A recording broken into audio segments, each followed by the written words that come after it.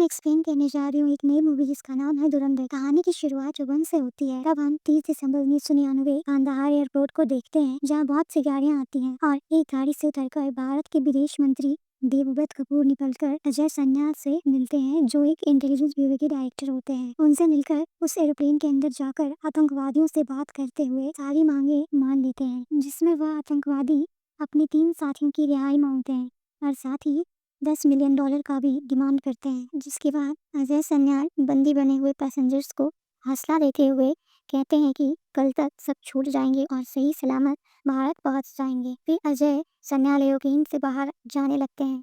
तब जहूर मिस्त्री नाम का एक आतंकवादी कहता है कि पड़ोस में ही रहते हैं हम, गुद्दे भर का जोर लगा लो और बिगाड़ लो जो बिगाड़ सकते हो। जिसके बाद अजय सन्याल रॉ के स्पेशल सेक्रेटरी के.एस. भुल्लर और विदेश मंत्री के साथ बैठकर अपने प्लान को एग्जीक्यूट करने के लिए कन्विंस कर रहे होते हैं। पर के.एस. भुल्लर मजाक उड़ाता हुआ बोलता है कि विदेश और संभाल लेगा और तुम नो इंटेलिजेंस संभालो। फिर हमें 13 दिसंबर 2001 का दिन दिखाया जाता है, जहाँ कुछ टेररिस्ट पार्लियामेंट में घुसकर हमला कर लेते हैं और कुछ टेररिस्ट खुद को बम से उठा लेते हैं, जहाँ कुछ पुलिस ऑफिसर्स की भी जानें चली जाती हैं। जिसके बाद वहाँ पर अजय सन्याल आते हैं और डिप्टी डायरेक्टर सुशांत बंसल से मिलकर वहाँ के हालात के बारे में पूछताछ करते हैं। फिर अगले सीन में हम देखते हैं कि अजय सन्याल विदेश मंत्री के साथ बैठा होता है और तभी विदेश मंत्री कहता है कि पीएम को तुम्हारी एक सजेशन पसंद आई, ऑपरेशन धुरंधर। जिसके बाद चैप्टर 2 शुरू होती है और हमें 2004 में अफगानिस्तान के डिजर्ट एरिया दिखाई जाती है, जहाँ एक कार हेलीकॉप्टर के सामने जाकर रुक जाती है और इस कार से हमारा इस मूवी का हीरो उतरता है और जाकर हेलीकॉप्टर में बैठता है और वह हेलीकॉप्टर पाकिस्तान अफगानिस्तान बॉर्डर तोड़खाम में जाकर लैंड करती है। जिसके बाद हमजा पाकिस्तान पहुंचकर एक दुकान पर जाता है, जहां एक बूढ़ा आदमी दूध सोडा बेच रहा होता है। तभी हम देखते हैं हमजा एक कागज का टुकड़ा निकालता है जिस पर लिखा होता है, डार्लिंग डार्लिंग दिल की तोड़ा, पीलो पीलो आलम दूध सोडा। और यह लाइन वह बूढ़ा व्यक्ति भी जोर जोर से बोल रहा होता है। फिर हम देखते हैं कि हमजा उसके पास जाकर काम मांगता है, लेकिन वो उसे यह बोलकर लौटा देता है कि ईद के बाद आना। जिसके बाद रात को देखते हैं कि जब वह बूढ़ा व्यक्ति अपनी दुकान बंद कर रहा होता है, तभी वहाँ पर हमजा खड़ा होता है। तभी वहाँ पर कुछ गुंडे आ जाते हैं और फिर गुंडों और हमजा के बीच में लड़ाई हो जाती है, जिसमें हमजा को वह गुंडे जान से मारने वाले होते हैं। तभी वहाँ पुलिस की गाड़ी की सायरन सुनाई देती है। तब वह गुंडे हमजा को छोड़कर वहाँ से भाग जाते हैं। तब अगली सुबह हमजा उसी बुरे व्यक्ति की दुकान के आगे पड़ा हुआ था। तभी वह बुरा व्यक्ति उसे उठाकर खाना खाने को देता है और उससे उसका नाम पूछकर उसे काम पर रख लेता है। फिर 1 साल बाद हमें दिखाया जाता है कि हमजा को पास्ट में घटी हुई चीज़ें याद आती हैं और उसके साथ अजय सन्याल की बताई हुई बातें याद आने लगती हैं, जहाँ अजय सन्याल बोल रहा होता है कि पाकिस्तान में सिर्फ घुसना ही मकसद नहीं है, बल्कि वह राज करना भी है। जिसके बाद वह बुरा व्यक्ति हमजा से चाय पीते हुए कहता है कि यहाँ पर 2 गैंग हैं, रहमान डकैत और बाबू डकैत। आगे कहता है कि रहमान डकैत बाबू डकैत के नाजायज औलाद है और कहता है कि लयारी में जितने भी गैंग हैं वो कौम के हिसाब से बटे हुए हैं, इसलिए तुम सिर्फ रहमान ब्लॉच के गैंग में ही घुस सकते हो और उसे पठान गैंग से बच के रहने की सलाह देता है। जिसके बाद आगे चैप्टर 3 शुरू होती है। तब हम देखते हैं कि उस बूढ़े व्यक्ति की दुकान में बाबू डकैत की गैंग आती है और तोड़फोड़ करना शुरू कर देती है और उस बूढ़े व्यक्ति को धमकाती है और फिर वहाँ से चली जाती है। जिसके बाद अगले सीन में बूढ़ा व्यक्ति हमजा को बता रहा होता है कि लयारी में 1/3 कब्जा बाबू डकैत और अरशद गप्पू का है। जिसके बाद वहाँ पर एक व्यक्ति आता है जिसका नाम रिजवान होता है। तभी बूढ़ा व्यक्ति हमजा को रिजवान से मिलवाते हुए बताता है कि रिजवान आते ही अरशद गप्पू के गैंग में शामिल हो गया था। जिसके बाद आगे देखते हैं कि वह तीनों एक साथ बैठकर प्लानिंग कर रहे होते हैं कि हमजा को कैसे रहमान के गैंग में घुसाया जाए। तभी अगले सीन में हम देखते हैं कि पार्टी हो रही होती है और वहाँ हमजा और बूढ़ा व्यक्ति वेटर बनकर आया होता है। तभी वहाँ बाबू डकैत के कुछ गुंडे आते हैं जिसने हमजा के साथ लड़ाई की थी और वो वहाँ रहमान बलोच के बड़े बेटे को मारने आए होते हैं। तभी हमजा रहमान बलोच के बेटे को बचाने की कोशिश करता है, लेकिन सिर्फ छोटे बेटे को ही बचा पाता है। बड़े बेटे को गोली लग जाती है। तब हमजा उसे हॉस्पिटल लेकर जाता है, लेकिन वह नहीं बच पाता है। तभी वहाँ रहमान बलौच आता है और वह अपने बड़े बेटे को ना देखकर बहुत गुस्से में आ जाता है। तभी वहाँ पर एमएलए आता है जिसका नाम जमील जमाली होता है और वह रहमान बलौच को समझाते हुए कहता है कि अभी तुम बाबू डकैत को मारने नहीं जाओगे। इलेक्शन खत्म होने के बाद मैं तुम्हारी मदद करूँगा। तभी रहमान बलौच हमजा को 1 लाख रुपए दे रहा होता है अपने बेटे को बचाने के लिए, पर हमजा पैसे लेने से मना कर देता है और कहता है कि जो भी रहमान बलौच ने बलौच समुदाय के लिए किया है, इसलिए उसे इनाम नहीं चाहिए। तब रहमान बलौच हमजा को अपने गैंग में शामिल कर लेता है।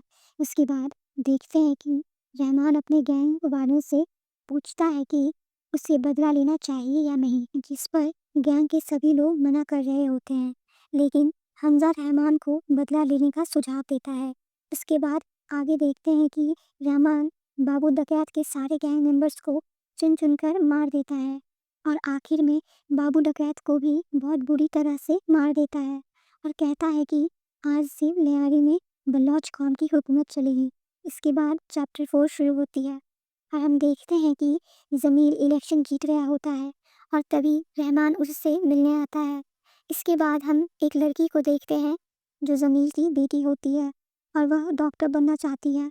इसके बाद खनानी ब्रदर्स को देखते हैं जो रहमान से मिलता है और रहमान की पॉपुलैरिटी को देखते हुए उसे इलेक्शन में खड़ा होने की सलाह देता है, जिसके बाद रहमान भी जमील से इलेक्शन में खड़े होने की बात करता है। यह सुनकर जमील डर जाता है। अगले सीन में देखते हैं कि रहमान हमजा से खुश होकर उसे पैसे और बाइक देता है। इसके बाद हमजा उस क्लब में जाता है जहाँ जमील की बेटी पार्टी कर रही होती है। तभी हमजा जमील की बेटी की कार खराब कर देता है और पुलिस को कॉल करके पार्टी में रेड करवा देता है। इसके बाद जब जमील की बेटी अपनी कार स्टार्ट करती है तब नहीं स्टार्ट हो पाती है। तब हमजा उसकी हेल्प करता है क्योंकि उसके पीछे पुलिस लग चुकी थी। तब पुलिस को चकमा देकर उसे बचा लेता है और उसे सही सलामत घर छोड़ देता है, जिससे वो हमजा से इम्प्रेस हो जाती है। उसके बाद अगले सीन में हम देखते हैं कि रहमान अपने भाई और हमजा के साथ खनानी ब्रदर्स के साथ मीटिंग करता है। तभी इस मीटिंग में मेजर इकबाल जो कि आईएसआई का आदमी होता है वह भी शामिल होता है और रहमान से बंदूकों की डिमांड करता है जो कि भारत के खिलाफ इस्तेमाल करने वाला होता है।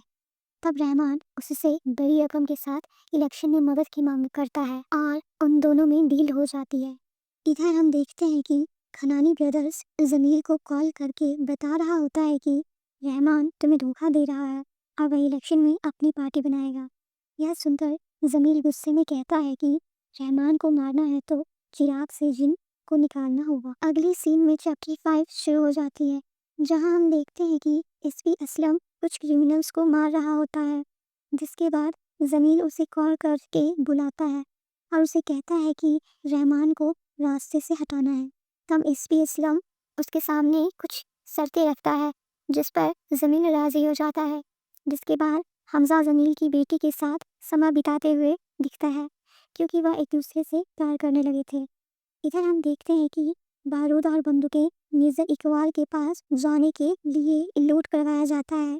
तभी रहमान के बेटे की तबीयत बहुत खराब हो जाती है और रहमान उसे लेकर हॉस्पिटल के लिए निकलता है और जाते हुए अपने भाई को मेजर इकबाल के पास बंदूकें पहुंचा देने को कहता है। इधर मौके का फायदा उठाते हुए एसपी असलम रहमान पर अटैक कर देता है, जिसके बाद मजबूरन रहमान अपने आप को सरेंडर कर देता है, जिसके बाद चैप्टर 6 शुरू हो जाती है और हम आगे देखते हैं कि रहमान के भाई को पता चल जाता है कि रहमान को एसपी असलम ने अरेस्ट कर लिया है। तब यह सुनने के बाद हमजा तुरंत जमील की बेटी को कॉल करके खुद के घर पर आने को कहता है। इसके बाद फोन ऑफ करने को बोलता है और फिर जमील की बेटी हमजा को सीक्रेट वीडियो भेजती है जहां जमील, एसपी असलम और अरशद पप्पू तीनों मिलकर रहमान को मारने की प्लानिंग कर रहे होते हैं और यही वीडियो जमील के पास हमजा भेजता है और रहमान को छोड़ने के लिए कहता है, वरना हमजा ये वीडियो पब्लिक कर देने की धमकी देता है। फिर जमील एसपी असलम को भी वीडियो भेजकर रहमान को छोड़ने के लिए कहता है। तब इसके बाद रहमान छूट जाता है। इसके बाद चैप्टर 7 शुरू हो जाती है, जहां हम देखते हैं कि रहमान अपने आदमियों के साथ जाकर मेजर इकबाल से मिलता है और तभी सामने टीवी पर न्यूज़ चल रही होती है कि मुंबई पर टेररिस्ट अटैक हुआ है जिसमें बहुत लोग मारे गए हैं। और यह सुनकर वहां मौजूद सभी लोग खुश हो रहे थे, पर हमजा को बहुत गुस्सा आ रहा होता है क्योंकि उसके रहते हुए ये सब हो गया और वह कुछ भी नहीं कर सका। तभी अगले सीन में हम देखते हैं कि हमजा बूढ़े स्पाई के पास जाकर कहता है कि मैं इन सबको खत्म कर दूंगा। तब बूढ़ा स्पाई उसे समझाते हुए कहता है कि हमें गुस्से में फैसला नहीं लेना चाहिए क्योंकि एक गलत फैसला हमारी इतने सालों की मेहनत बर्बाद कर देगा। हमें इस खेल को जीतने के लिए जिंदा रहने की ज़रूरत है। आगे हम देखते हैं कि रहमान अपनी पॉलिटिकल पार्टी बना लेता है जिससे ज़मीर बहुत गुस्सा हो जाता है।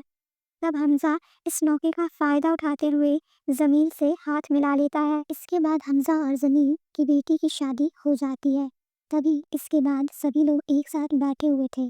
तब मेजर इकबाल कहता है कि उसे और अटैक करवाना है जैसा उसने पिछले बार करवाया था, जिसके लिए उसे बंदूक और बारूद चाहिए होगा। तभी रहमान इस डील के लिए राजी हो जाता है और अपने भाई को यह काम सौंप देता है कि कौन सी डेट पर सप्लाई करनी है, पर वह नशे में होने के कारण उसकी जगह हमजा ही डेट फिक्स कर देता है। उसके बाद अगले सीन में दिखाया जाता है कि रहमान अपने पॉलिटिकल काम में बिजी रहता है। तभी इसके भाई को कॉल आती है तो वह हमजा को रहमान की सिक्योरिटी की जिम्मेदारी देकर चला जाता है। फिर देखते हैं कि हमजा ने एसपी असलम और जमील के साथ मिलकर पहले से ही रहमान को मारने का प्लान बनाया होता है और इस समय का फायदा उठाते हुए वह रहमान को अपने साथ एक अनजान रोड पर लेकर चला जाता है। जब रहमान पूछता है कि बाकी आदमी कहाँ गए और हम लोग इस रास्ते क्यों जा रहे हैं, तब हमजा बहाना बना लेता है, लेकिन रहमान समझ जाता है कि हमजा उसे धोखा दे रहा है। तभी कार में ही मारपीट होने लगती है जिससे कार की एक्सीडेंट हो जाती है। तभी रहमान अपने एक आदमी को हमजा को मारने का ऑर्डर देता है। तब हमजा अपनी जान बचाकर वहां से भाग जाता है और तभी वहां एसपी असलम आते ही रहमान पर फायरिंग करने लगता है और वहां पर एसपी असलम और रहमान के बीच फाइट होती है। तब उस फाइट में रहमान एसपी असलम को जान से मारने वाला होता है। तभी हमजा आकर रहमान को जान से मार देता है और एसपी असलम की जान बच जाती है। जिसके बाद हमजा धोखा देते हुए रहमान के भाई को बोलता है कि वह रहमान को नहीं बचा पाया। तभी हम हमजा को एक डायरी में रहमान डकैत लिखते हुए देखते हैं।